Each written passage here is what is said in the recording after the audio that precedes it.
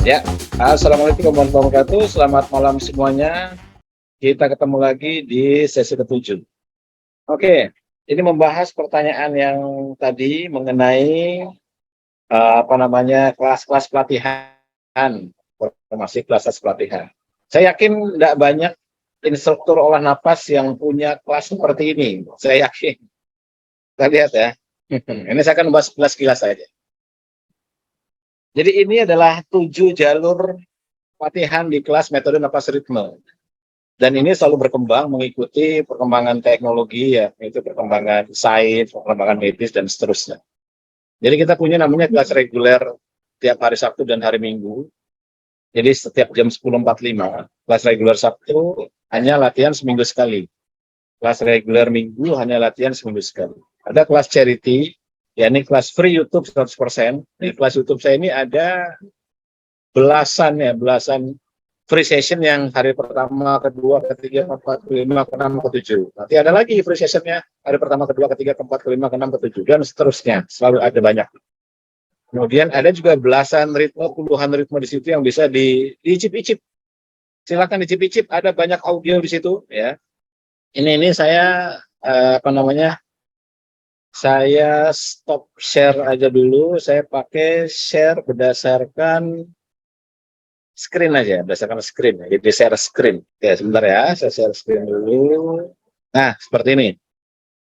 Ini yang kelas free session itu ada di sini banyak sekali. Kalau kita lihat di video itu ada dari bawah. Ini contoh free session ya. Hari ke-1, hari kedua, hari ketiga, hari keempat, hari kelima, hari 6, hari ke-7. Kalau cocok dengan tema yang ada pada dari mulai 8 April sampai 14 April 2022 ini, monggo silahkan. Atau mau tarik mundur ke bawah, lagi ada free session? Nggak ada, itu kan free 100%. Tarik mundur, di sini ada neuroplasticity, parasimpatik. Dari mulai 9 Januari sampai 15 Januari, hari ke-1, kedua, ketiga, keempat, kelima, ada lagi. Masih pengen lagi, tarik mundur lagi, tarik mundur lagi. Tarik mundur lagi untuk melihat free session yang hari-hari yang berbeda lagi. Nah, ini ada lagi nih, ya kan? Dari mulai 10 bulan lalu nih. Nah, ini tinggal mulai latihan aja, hari pertama, kedua, ketiga, dan seterusnya ini ada semua. Masih kurang lagi, tarik mundur lagi. Tarik mundur lagi, ini dari setahun lalu nih, ada free session, hari pertama, kedua, ketiga, keempat, kelima, dan seterusnya. Masih kurang lagi, tarik mundur lagi. Ada lagi nih, dari tanggal berapa ini, saya sudah lupa tanggalnya nih. Pokoknya bisa dilihat lah, ada hari pertama, kedua, ketiga, keempat, kelima. Jadi ini topik-topik yang berbeda. Ada beberapa yang sama, tapi ada juga yang berbeda. Yang 100% free. Kalau cocok dengan ini ya udah nggak usah bayar, latihan aja, ikuti aja audionya. Udah 7 hari bagaimana? Ya ulang lagi dari hari pertama. Atau pakai hari pada free session yang lainnya, seperti itu. Nah, ini maksudnya yang ini, yang kelas reguler ini. Kelas yang full charity, kelas free YouTube. Jadi saya memang menyiapkan itu sengaja, dan situ ada dasar teori lengkap utuh, nggak ada yang dipotong. Itu adalah sesi latihan yang utuh, tidak dipotong. Teorinya pun, penjelasan PowerPoint-nya segala macam utuh, tidak dipotong. 100%. Jadi kalau ngerti dari PowerPoint saya, top, bagus. Kalau enggak ya boleh ikut pelajarannya. Kira-kira seperti itu. Dan ada juga kelas charity 21 hari nonstop seperti yang sekarang ini dilakukan. Ini adalah donasi bebas semampunya. Jadi bagi mereka yang ingin membantu pengembangan metode ini, ya ikut kelas 21 hari nonstop. Apakah sebagian dari dana yang didapat itu akan dipakai untuk riset. Saya beli jurnal, saya beli alat-alat segala macam. Masuk juga untuk sedekah. Karena memang saya pernah cerita di salah satu postingan di channel YouTube saya, ada tuh videonya, saya rekam situ. Bagaimana cara, ada peserta yang nanya bagaimana cara saya mendapatkan semua pengetahuan ini, menyebutkan dengan lancar, jurnalnya, rujukannya, pemahamannya segala macam. Maka Mas Agung orang medis, saya bilang bukan, saya orang IT. Mas Agung orang fisika, bukan juga, saya orang IT biasa, bukan orang medis, bukan dokter. Kok bisa ngerti sama begini? Ya itu lah, awan juga saya nggak ngerti. Saya belajar nggak bisa-bisa. Saya baca nggak ngerti-ngerti, bodoh lah istilahnya. Dalam keyakinan saya adalah ketika kita membantu orang lain untuk menuntut ilmu, misalnya kita bantu orang lain untuk sekolah, ada anak putus sekolah, kita kasih dia dana untuk, udah kamu sekolah aja. Gak usah pusing mikirin bulanan atau apanya, biar saya yang bayarin bulanan dia sekolah. Saya lakukan itu untuk 1 orang, 2 orang, maka langsung bisa ada perubahan. Belum ada, tetap masih bodoh, masih nggak ngerti. Tapi saya sabar, terus ada saya biaya seperti itu, yang ke sekolah yang nggak mampu itu, dia melanjutkan sekolah. Keluarga-keluarga yang nggak mampu, yang dia nggak bisa sekolah karena pandemi dan sebagainya, kalau dia terdampak gitu kan, saya bantu. Lalu entah gimana ceritanya, ajaib mudah untuk mengerti setelah itu. Jadi setelah 6 bulan sampai 8 bulan saya melakukan itu, yang awalnya nggak ngerti sama sekali, ketika saya buka lagi jurnal yang sama, jadi paham gitu. Ya nggak tahu lah ini ada hubungannya atau enggak, saya nggak ngerti. Tapi keyakinan saya adalah kalau kita membantu orang yang kesulitan dari sisi penuntut ilmu, karena saya juga sedang menuntut ilmu kesulitan kan, hanya beda tingkat kesulitannya. Saya kesulitan memahami, dia kesulitan untuk sekolah. Saya ada rezeki, tapi nggak punya kemampuan untuk memahami. Dia nggak ada rezeki, tapi mungkin dia bisa meneruskan sekolah. Kita masing-masing saling menutupi saja. Ini satu topik kesulitannya dia. Mudah-mudahan Tuhan nanti menutupi kesulitan saya. Begitu. Mudah-mudahan untuk memahami materi-materi atau jurnal-jurnal yang saya baca. Dan ternyata saya bisa. Akhirnya berkembang sedemikian. Nah itu kemudian menjadi kelas charity. Lalu ada kelas khusus, namanya kelas otofagi, ada kelas asma, ada kelas stroke, ada kelas perbaikan mata. Ini bisa bertambah sesuai dengan kondisi. Ini pernah saya buka kelas yang pernah semua. Kelas otofagi sudah ada, kelas asma sudah ada, kelas stroke juga pernah ada. Kelas kenapa saya tidak bikin banyak? Karena saya tidak punya asisten. Jadi pada saat itu single fighter saja, sendirian kayak Pak Jarod gitu. Makanya untuk perancangan kelas durasinya, frekuensinya segala macam, saya harus atur waktu betul. Atur waktu betul supaya tidak berbenturan antara satu kelas dengan yang lain, karena orangnya satu kan. Jadi nggak mungkin saya bikin 2 kelas malam pada jam yang bersamaan, nggak mungkin. Jadi saya harus menunggu kelas malam ini kelar, baru saya bisa bikin kelas yang lain lagi. Kecuali saya bikinnya siang. Siang tetap bisa paralel, tapi kalau malam nggak bisa. Misalnya kelas 21 hari sama kelas atau pagi, bisa saya bikin barengan. Karena jamnya sama, di malam yang sama begitu. Nah kayak gitu. Kemudian ada kelas tata cerita umum. Ini yang pertama kali saya publikasikan. Ada level 1, level 2, level 3, level 4, dan kelas Purama atau kuliah Ramadan. Jadi kelas ini hanya diadakan setahun sekali saja, isinya pembelajaran. Dan kelas terapi, gitu, paket 8 kali, paket 16 kali, paket 24 kali, ini khusus bagi mereka yang sakit berat. Untuk orang-orang yang memang sakit berat dan butuh untuk pendampingan profesional. Dan sekali lagi, butuh pendampingan profesional. Jika misalnya mereka agak sedikit berat pada finansial, mereka bisa ambil kelas charity, atau mereka bisa ambil kelas khusus yang sedikit lebih kecil cara biayanya. Gitu. Ada juga kelas instruktur bagi mereka yang tertarik untuk bergabung join dengan metode ini. Diajarkan situ fundamental apa saja, fansnya apa saja. Ada juga kelas private. Kemudian ada kelas charity, tadi saya jelaskan, ada free YouTube. Nah, silakan baca dari free session yang tadi saya jelaskan. Mau yang 2022, tarik mundur 2021, tarik mundur 2020, tarik mundur lagi itu ada banyak. Silakan diikuti saja. Dan bayar. Kekurangannya adalah tidak ada diskusi atau tanda jawab teknis, ya, namanya dari YouTube gitu kan. Saya nggak tahu siapa yang nonton, orang ini namanya berapa enggak, ya. Saya nggak tahu nomor telepon. Kalau ada yang nanya, kebetulan saya lagi lowong, ya saya jawab. Kalau enggak, ya enggak. Ya biarkan ada di situ aja. Kalau pas kebetulan saya baca, ada pertanyaan belum saya jawab, baru saya jawab di situ. Ya nggak ada masalah. Serta ikut instruksi apa adanya. Ada kelas 21 hari non-stop seperti yang kita lakukan saat ini nih. Kita berlatih selama 21 hari non-stop, sediakan rekaman. Dibolehkan diskusi dan tanya jawab selama tidak terlalu melenceng dari topik. Fokus dari kelas ini adalah mengajak latihan aja. Latihan. Terus begitu, selama 21 hari. Dan membentuk neuroplastisity. Nah, neuroplastisity ini penting sekali. Ini saya stop di sini, kemudian saya buka satu slide lagi ini ya.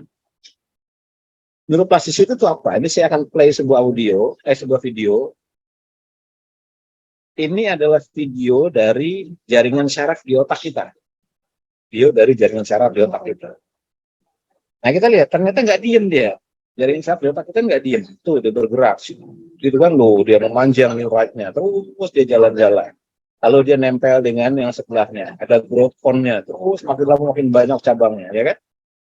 Terus, nah dari sini keluar, bergerak-gerak. Wah, nempel sekarang nih. Antara yang bawah sama yang atas sekarang nempel. Ada jalur gitu kan. Ini kelihatan jelas sekali kan. Nah, ini lebih jelas lagi kelihatan sih.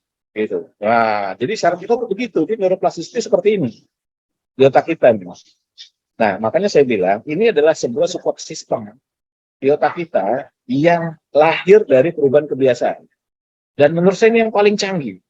Makanya pernah saya bilang, mungkin kita dalam hidup pernah merasa pengen berubah, gitu kan? Pengen sembuh lah, atau mungkin pengen berhasil, atau pengen bisa, macam-macam. Pokoknya pengen sesuatu yang terwujud aja, gitu. Tapi kok rasanya lemah sekali. Rasanya kok nggak mampu diwujudkan sama sekali, gitu. Rasanya kira-kira begitu. Kenapa bisa begitu pertanyaannya? Karena nggak cukup kuat power dari neuroplastis itu di otak kita. Nggak cukup kuat. Nanti kita lihat di sini kenapa alasannya nggak cukup kuat. Nah, proses terjadinya saya istilahkan dengan konsep firing dan rewiring. Firing itu langsung terpicu, saya nyebutnya aha moment. Jadi misalnya terpicu itu munculnya lahirnya kesadaran yang pertama kali, misalnya dari melihat YouTube kah, potongan video yang di-share teman di grup WA kah, ya kan? Atau mungkin dari tulisan-tulisan yang menggugah kah, atau dari buku atau iklan yang nggak sengaja dilihat, apa saja. Pokoknya jika ada suatu kondisi yang melahirkan tumbuhnya kesadaran sesaat pada saat itu, maka itu saya sebut dengan konsep firing, terpicu, aha moment. Kalau di film kartun itu ada gambar, ada ikon lampu di atas kepalanya, ting gitu kan. Biasanya kalau profesor dapat ide kan, tingnya itu firing, itu adalah aha moment. Nah, rewiringnya itu perlu waktu 72 jam. Jadi ketika dia bisa bertahan dalam posisi di hari Senin, keinginan misalnya untuk berubah, untuk sembuh, hari Selasa dia bisa bertahan, hari Rabu dia bisa bertahan 2 jam, maka dia akan terbentuk struktur syarafnya di dalam otaknya. Gitu. Akan terbentuk syaraf baru di dalam otaknya. Yang kemudian semakin bercabang dari mulai 7 hari, 14 hari, 21 hari, dan seterusnya. Nah, itu maksudnya begitu. Makanya pernah saya informasikan beberapa hari lalu, gitu kan, ketika membahas mengenai neuroplasticity, ini nanti yang membuat kita jadi kuat untuk melakukan perubahan. Ini yang membuat kita jadi kuat untuk melakukan perubahan. Karena struktur syaraf kita saling sambung menyambung, ya kan, dan diisi oleh semangat perubahan dari mulai munculnya syaraf yang pertama. Kebayang kalau ini adalah, saya kasih warna ya, ini adalah semangat perubahan yang pertama, ting. Ini adalah semangat perubahan yang kedua, ting. Lalu ini saling sambung menyambung, gitu kan? Saling sambung menyambung, kuat sekali berarti aliran listriknya, kuat sekali. Lalu kalau ada misalnya di sini syaraf yang males gitu, akan kalah dia akan kalah dengan sendiri. Maka salah satu kehebatan dari neuroplasticity adalah dia bisa menginvasi. Ini proven by science. Dia bisa menginvasi atau dia bisa mengoverride jaringan syaraf kita yang lama. Istimewa sekali. Tuh, makanya kenapa saya suka rewel sama peserta supaya ayo latihan. Saya nggak bisa marah gitu kan, karena kita ada hubungan apapun kan gitu. Nggak bisa marah-marah, hanya bisa menasehati, memberikan semangat supaya ayo latihan. Yang dibentuk pertama kali adalah struktur sarafnya dulu benerin. Materi nggak usah yang rumit-rumit atau yang tinggi-tinggi gitu kan. Main nggak usah. 55 aja 21 hari itu udah powerful. Apalagi udah saya pilihkan, ada 55, ada 33, 24, itu sengaja saya bikin gampang-gampang sekali ya. Lagi ada lipatiknya. Itu dulu, karena targetnya adalah membentuk neuroplasticity dulu. Bukan supaya peserta paham. Bukan supaya mengerti seluruh napas ritmenya dengan segala teori dan bla bla bla, whatever gitu kan. Ya itu masih perjalanan panjang nanti. Uang saya aja risetnya 15 tahun lebih gitu kan. Masa ya dalam waktu 2-3 hari hanya karena kita dapat sepotong informasi dari YouTube, dari internet, langsung ngerti kan, nggak mungkin. Alatnya kita nggak punya. Dasar teorinya nggak tahu gitu kan. Belum pernah mencobai, belum pernah berguru. Gimana kita bisa ngerti? Pasti harus belajar dulu nantinya kan. Kan di kelas ini, 21 hari ini tujuannya adalah untuk membentuk latihan. Membentuk latihan. Latihan terus. Nah, itu maksudnya begitu. Nah, 21 hari itu paling minimal, karena setelah 21 hari nanti akan ada di jurnal yang baru, ini jurnal lama ya, ini jurnal lama. Di jurnal yang baru, penelitian terbaru, itu adalah 60 sampai 66 hari. 60 sampai 66 hari. Seperti itu. Jadi kalau 21 hari berhasil, kita akan bisa diajak untuk 60 hari. Makanya saya ada kelas autofagi yang latihannya 60 hari. Latihannya 60 hari. Jadi nggak ada orang bikin kelas 60 hari itu bosan pasti ketemu instrukturnya kan. Tapi pasti suatu saat peserta akan rindu dengan suara saya. Suara audionya maksudnya.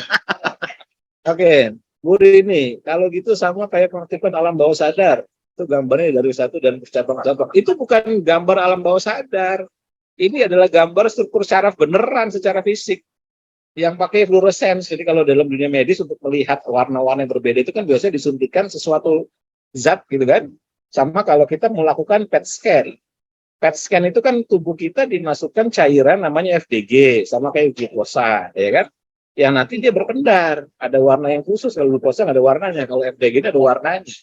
Sehingga nanti ketahuan gitu perjalanan glukosanya, sel-sel yang makan glukosanya. Makanya sel kanker kalau di PET scan itu akan lebih menyala dibandingkan yang bukan kanker. Kenapa? Karena dia rakus glukosa. Maksudnya itu kayak gitu. Jadi ini bukan alam bawah sadar, ini adalah physical neuron kita, physical neuron kita.